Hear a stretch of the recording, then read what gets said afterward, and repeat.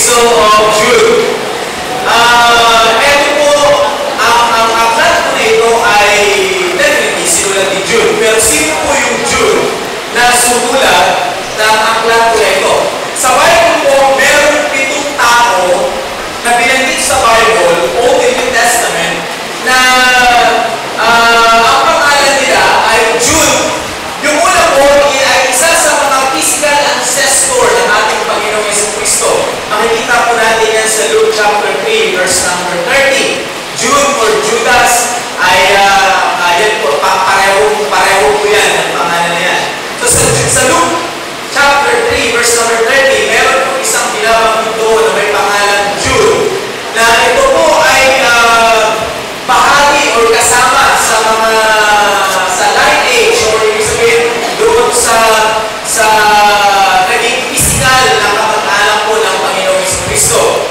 Pangalawa po ay yung kilala natin ni Jude, si Judas Iscariot. Yun po yung nag-trade sa Panginoong Jesucristo, nagbenta sa Panginoong Jesucristo ng 30 pieces of silver. Makikita po natin yan, mababasa po natin yan sa Mark chapter 3, verse number 19. So yun po yung pangalawa. Pangatlo ay isa sa mga naging apostol ng Panginoong Jesucristo ay may pangalan din Jude. At siya po ay si Thaddeus or Judas Thaddeus. Makikita po natin yan sa Luke chapter 6, verse number 16. Yan po yung pangatlong Jude. Pang-apat na Jude ay isa po sa mga insurrectionist o ibig sabihin, kumbaga, aktivista, parang gano'n, or sabihin natin mga nagbubulo. Doon po sa galing po sa Galilee. Makikita po natin yan sa Acts chapter 5, verse number 37. Ayan po yung pang-apat. Pang-limang Jude po na binabanggit sa Bible ay isa po sa mga converts or naging kaibigan ni Paul. At ito po, Jude na ito ay taga Damascus at kung na-share po siya ni Paul, naligtas of course, at doon po sa bahay niya, tumutuloy si Paul. Ano po, dito po mababasa natin yan sa Acts chapter 9, verse number 11. Yan po yung pang-limang Jude. Pang-anim na Jude ay isa po sa naging emissary, o ibig sabihin parang liaison officer na taga-ating ng sulat na galing po sa Antioch, patungo po doon sa Jerusalem Church, kasama po ni Paul at saka ni Silas. Jude din po ang pangalan, makikita po natin yan sa Acts chapter 15. Kung babasahin niyo po yung Acts chapter 15, ay mababasa niyo po yung pangalan Jude dyan, particular sa verse 22, 27, and 32 ng Acts chapter 15.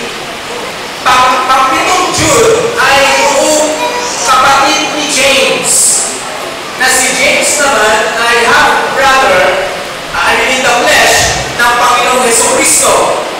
At sa pitong po ito, sa pitong Jude, 7 tao na may pangalan Jude, ang sumulat po ng Epistle of Jude ay walang iba, kundi yung brother ni James at half-brother ng Panginoong Jesucristo.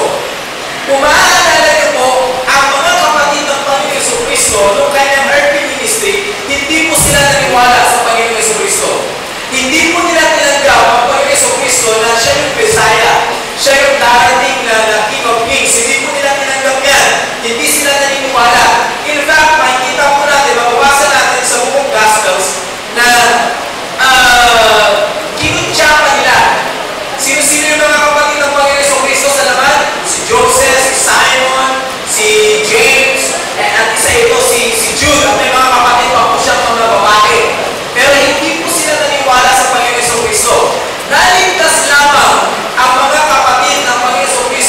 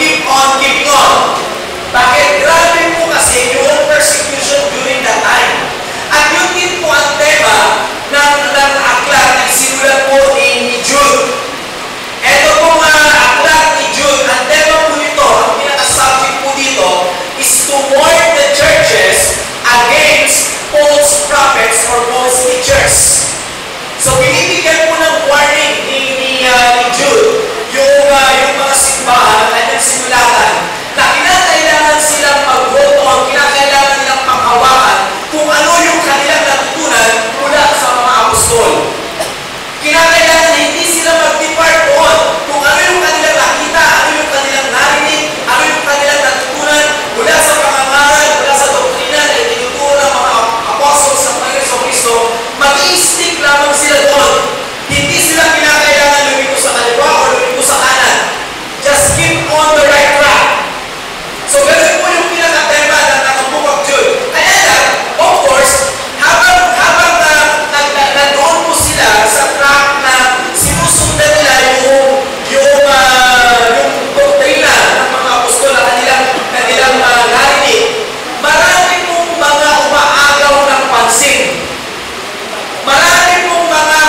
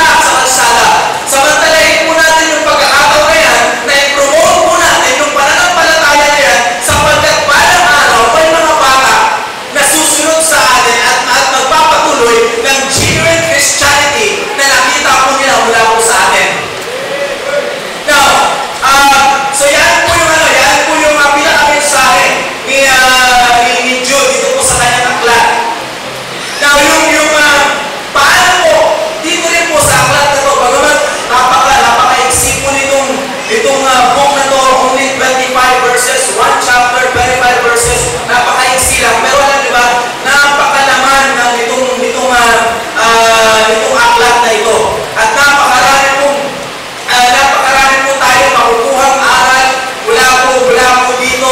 At salamat sa Panginoon na ang aklat po na ito ay umabot hanggang ngayon sa atin. Na mag-serve as an encouragement para po sa ating mga Kristiyano. Marami pong binigay na example dyan si Jude patungkol po sa contending ng pananampalataya.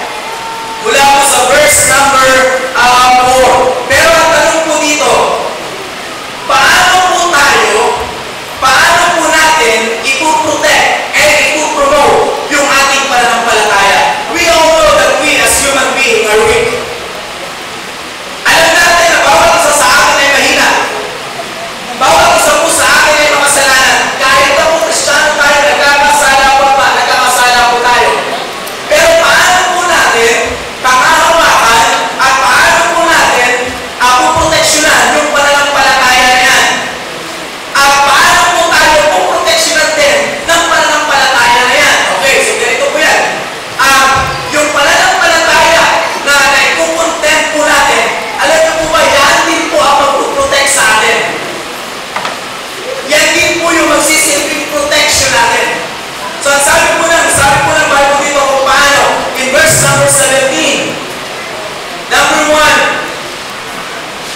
but beloved, remember ye the words which were spoken before of the apostles of our Lord Jesus Christ. The first thing that we must do is to remember the words of the apostles. Remember the doctrine. Remember the teachings. Mga kapatid, wala pong iba maliban na sa salita ng Diyos. Every Sunday, every Wednesday, nakakapakinig po kayo dito sa pulpito ito ng Apostles' Doctrine na mula po sa salita ng Diyos. Ang sabi ni Jude, remember. Kapatid, maaaring sa ngayon, hindi mo pa kailangan. Pero bukas, who knows, kailangan mo na yung narinig yung mensahe. Ngayon, maaaring ngayon, yung mensahe ng ating pastor, well, okay pa sa'yo kasi wala ka pang problema eh. Tinatawan-tawanan mo pa kasi hindi ka pa dumating sa ganung klaseng punto eh. Pero hindi mo alam, bukas makalawa, ikaw naman yung biktima. Kaya naman mga kapatid, ang kagandahan po nito na meron po tayo napapakinggan ng mensahe, and then marami po sa atin ay nag-take down notes po tayo, or yung iba sa inyo ay kumukuha kayo ng mga audio messages. Ang kagandahan po nito, pag dumating po sa atin yung punto na tayo naman ay afflicted, meron po tayong huhugutin na mensahe na makakatulong po sa atin. Alam niyo po, dumating po ako sa pagkakataon, nandito na po ako, dumating po ako sa pagkakataon na magpapaalam na po ako kay pastor. Na sabi ko kay pastor, sir, mukhang hindi mo talaga kaya. Magpupit ako sa Bible school, magpupit ako sa academy, dati nasa academy ako, magpupit ako bilang staff. Hindi ako nagkakamali, nagpa-schedule ako noon. Thursday night, ata ako nagpa-schedule noon dito para kausapin si pastor. Friday, hindi natuloy. And then Sunday, natanda ko yung preaching. Ang mensahe po ni pastor is, it is good for a man to pound yung steward. To find faithful. Stewardship. Yun yung kanyang mensahe. Alam niyo, sabi ko sa Panginoon, hindi ko na kailangan kausapin si pastor. Narinig ko na yung counsel sa pulpit. Monday na umaga, o hapon na tayo, nandito si pastor noon, sabi sa akin, pastor, ano maya-maya lang, may gagawin lang ako, maya-maya papatawag na lang kita. Sabi ko sa kanya, sir, Ronnie, last Sunday kahapon, sinagot na ng Panginoon. And then sabi ko, magpapatuloy ako. Darating ko sa atin, yung mensahe na akmang-akma sa pangangailangan natin. Naunawaan mo ba nung bago-bago ka dito sa church? Pero umiinom ka pa ng alak, naninigarilyo ka pa, nang bababae ka pa,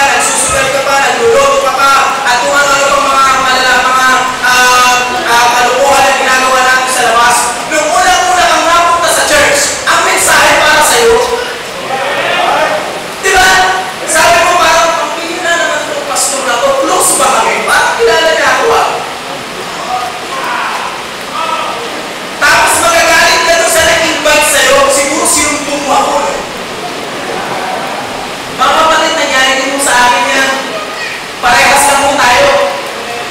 Alam niyo po kung bakit? Hindi yung pastor ang personally nakakakilala sa'yo, kundi kilala ng Diyos. At alam ng Diyos yung pangangailangan mo, kaya ka na dinala dito sa simbahan at narinig mo yung mensahe sapagkat noon ang kailangan mong mensahe. Maraming pagkakataon na sasaktan tayo. Tinatamaan tayo. Nauupen tayo, nagagalit tayo. Pero tandaan mo, hindi yung pastor ang personal na nakakakilala sa'yo, kundi ang Diyos. Alam ng Diyos na kailangan mo yan. Kung ikaw ay nasaktan sapagkat may ginawa kang kasalanan. You see? So sabi ng Bible dito, how will you protect and promote the faith? Remember the words. Remember the message. Remember the preaching. Remember the words from this pulpit. Ngayon, hindi mo pa kailangan. Pero bukas, kailangan mo na. Number 2, how will we contend for the faith? In verse number 20, sabi ng Bible, But ye, beloved, building up yourselves on your most holy faith. The word build up or building up is from the Greek word epoikomeo, which means to build upon on a foundation which was already laid. Ang ibig sabihin ng building up dyan ay ganito po, parang, halimbawa, yung poste na yan. Sabi yung poste. Ayan, yung poste na yan. Yung poste na yan, nakatayo po yan, nakabuild up po yan sa isang pundasyon. Yung ilalim po niya may pundasyon na. Mula po doon sa pundasyon na yun, nagtayo ng isang poste. Nagkakukuha na po. Yan po yung ibig sabihin ng build up po dito. Ang ibig sabihin po ng build up, we have to stand ourselves, i-build up natin yung ating sarili doon po sa isang pundasyon na dati lang nandoon. Wala pong iba kundi ang Panginoong Jesucristo. We have to stand up upon the ground of the Lord Jesus Christ. Kaya naman mga kapatid, sa simbahan ito, wala po tayong ibang pangalan na itinataas maliban ang pangalan ng Jesucristo. Amen. Tayo po, para po sa mga baguhan, bagamat binabanggit po natin dito yung pangalan ng ating pastor, yun po ay hindi para itaas yung kanyang pangalan. Okay, ulitin ko po. Maaaring naririnig nyo po na binabanggit dito yung pangalan ng ating pastor. Pero yun po ay hindi para itaas yung kanyang pangalan. Kundi tayo po ay nagpapasalamat sa kanya sapagkat siya po ang ginamit ng Panginoon para tayo po ay ma-build up. Siya po ang ginamit ng Panginoon mula po sa mensahe na kanyang inihayag na ibigay sa kanya ng Diyos. Ang buhay po ay na-build up. Pero hindi po siya yung ating sinasamba, hindi po yung pangalan niya yung ating itinataas. Nagpapasalamat lamang po tayo sa tao ng Diyos sapagkat sumunod siya sa Diyos at dahil sumunod siya sa Diyos, meron tayong buhay na ganito.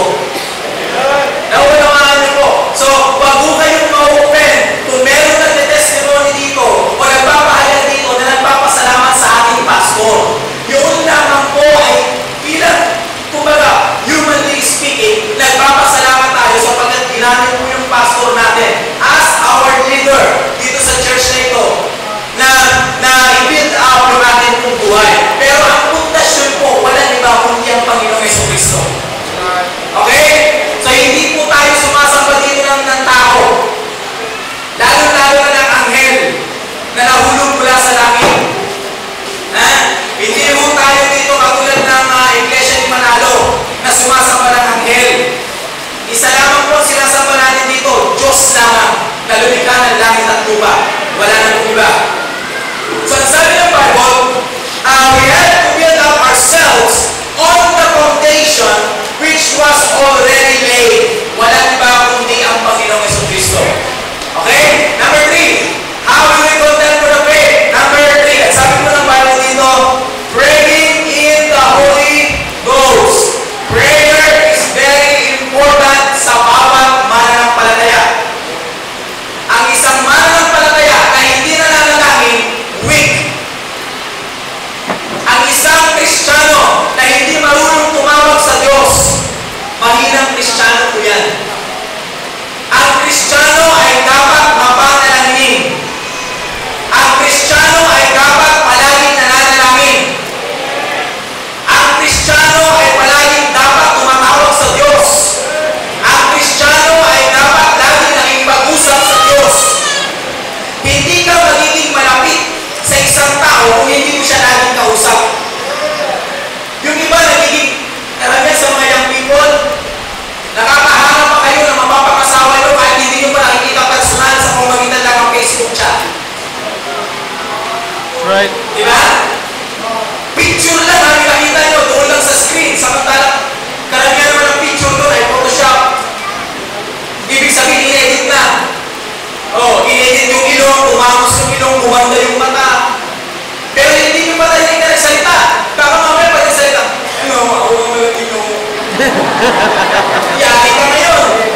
Mahilig ka pa naman makipag-eyeball. Diba? Nagkakaroon tayo, emotionally speaking, na-attach tayo, nagkakaroon tayo ng string attachment doon sa tao. Why? Because of communication. Because of communication. Kaya mo hindi mo pa nga nakikita ang personal, engage na kayo. Bakit? Foreigner eh. I mean, taga-ibang bansa.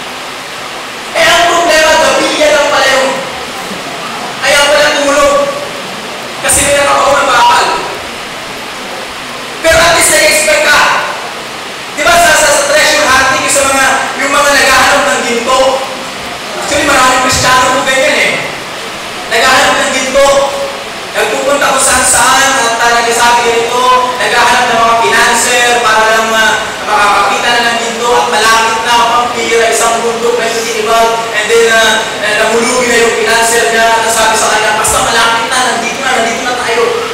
Pero wala pa rin hanggang ngayon yung gintong sinasabi niya, wala hanggang pure gold lang ng dito sa may grocery. Yun lang pala yun. You see, pero meron na-expect. Meron yung effort na ginagawa. Kaya mo yung ibig sabihin ng look for. Ang sabi po ng Bible, we have to exert great effort. Nahanapin po natin talaga yung mercy ng Panginoon. Pagkat hindi po tinutukoy po dito yung kaligtasan, ha? Okay, yun po. Hindi po tinutukoy dito yung kaligtasan sapagkat ang kausap po dito ni Jude ay mga taong ligtas na. Pero kinakailangan po natin ibigay yung ating the best para po dyan sa mercy ng Panginoon. Okay? Okay, not only that, at sabi ng Bible, number 6, verse number 22, sabi ng Bible, and for some, having compassion, making a difference. The word compassion is the same word, the same meaning as the word love. Ano po ang kaibahan? Love.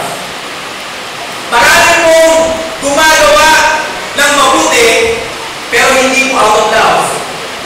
Marami pong gumagawa ng mabuti because it is their duty. Pero hindi po dahil sa compassion. Ang Panginoon Jesucristo po, nung nakita po niya yung mga tao sa Jerusalem, ang sabi ng Bible, he was moved with compassion. At he went over the city of Jerusalem. Why? Because of his compassion. Alam niyo po, ang isang taong meron compassion, hindi mo na kinakailangan utusan. Pero may initiative yan.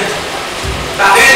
May nag-move sa kanya, may nag-push sa kanya. Wala iba kundi yung pagmamahal niya.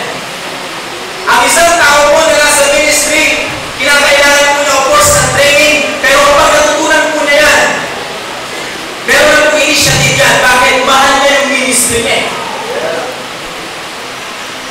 That's the difference. Yan po ang kaibahan ng Kristiyano.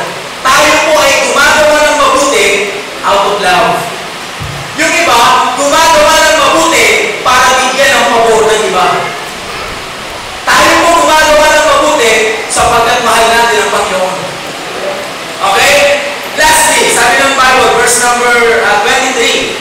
Number 7, how will we contend for the faith? Number 7, ang sabi ng Bible, verse number 23. And I will say with fear, pulling them out of the fire.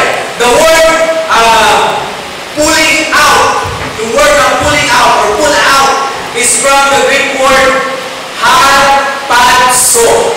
Harpazo. Ang ibig sabihin ay snatch by force. Snatch by force. Talagang aagawin mo ng mabilisan na may pwersa. Na, alam mo ba mga kapatid, na mahirap pong mag-akay ng isang tao na hindi naniniwala sa Diyos. At alam natin, ang mga tao na hindi naniniwala sa Diyos, ang patutunguhan mo niyan ay eternal damnation sa lake of fire.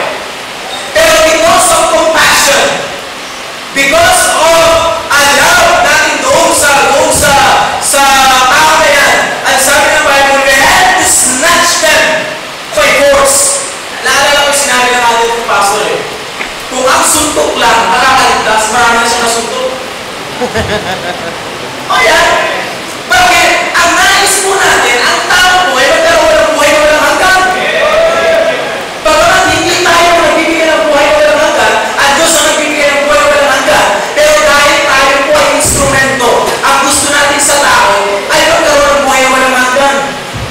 Yan po ang dahilan kung bakit halos araw-araw ay lumalabas tayo dyan, nagpupunta tayo doon sa mga tao na hindi naman natin kaano-ano, kahit na murahin ka sa kalsada, kahit na pagdamugan ka, ay nandoon ka pa rin, nangangaral ka na salita ng Diyos. Why? Because of compassion. Pulling them out of fire. Snatched by force. Pero yan mga kapatid, sabi ng Bible, the command is for us to contend, to protect and promote the faith. And then, binigay dito ni Jude yung paraan kung paano tayo magkukontent. Pero yun mga kapatid, pag sinundan po natin itong piko, mahirap. Diba? Kaya na kinakailangan natin na mag-exert ng great effort.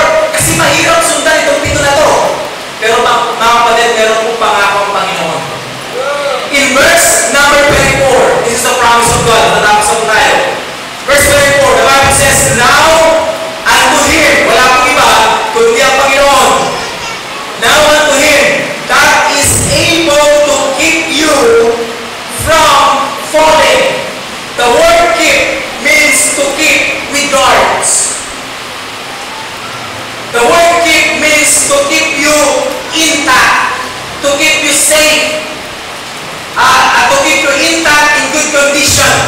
Merong gwadya with hedge, may fence, may bakod, with guards. Okay? Yan yung ibig sabihin ng keep. To keep you from falling and to present you faultless before the presence of His glory with exceeding joy. Tandaan po natin, maybe we are not able para sundin itong pito na ito, na i-contend yung faith. But, remember, God is always able. At ang sabi ng Bible, I thank Christ Jesus for He hath enabled me, counted me faithful, putting me into the ministry. Ang Diyos ang nagbigay po sa atin ng strength. I can do all things through Christ which strengtheneth me. Sabi ni Pablo. Humanly speaking, hindi natin kaya, pero kaya ng Diyos. Sa panahon that human being cannot, God can. Kaya ng Diyos. At ang sabi ng Bible, He can keep you from falling. He can protect you and present you faultless. Walang bahid ng pagkakamali. Alam natin lahat tayo pagkakamali. Pero kaya tayo i-present ng Panginoon na walang bahid ng pagkakamali. Faultless. Yun po yung pangako sa atin ng Panginoon.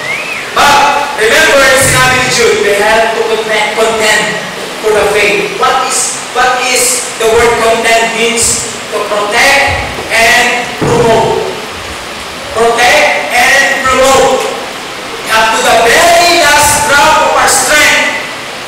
Hanggang doon sa great effort to the point of pain.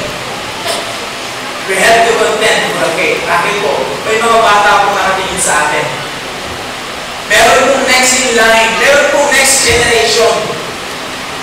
Meron pong mga bata na naghahanap ng pattern kung ano talaga yung genuine Christianity. Pag hindi po nila nakita sa atin yan, na mga magulang o mga adults na, wala po silang pattern. Naalaki po sila na para po silang sumusuntok sa hangin. Bakit? Wala po silang nakita ng genuine Christianity. Lalabas po sila at lalaki sila sa tinatawag na generic Christianity. Compromise. Kung ano-ano na lang. Low standard. Generic na eh. Low standard. Sa generic, yung 500 mg, ang tutunan 100 lang. Kasi yung iba doon, ano lang, yung nagtagal, apple, hindi, yung ano, chok, mamamatay tayo na. Anyway, synthetic naman. So, kaya, sabi ko ng Biblia, simulan po natin. Kinakailangan po natin na proteksyonan yung pananampalataya natin, i-promote yung pananampalataya natin, at yung pananampalataya na yan din naman ang magbibigay ng protection sa atin. Okay? I hope na tayo po ay natuto mula po sa ating Sunday school. Let us always stand up this.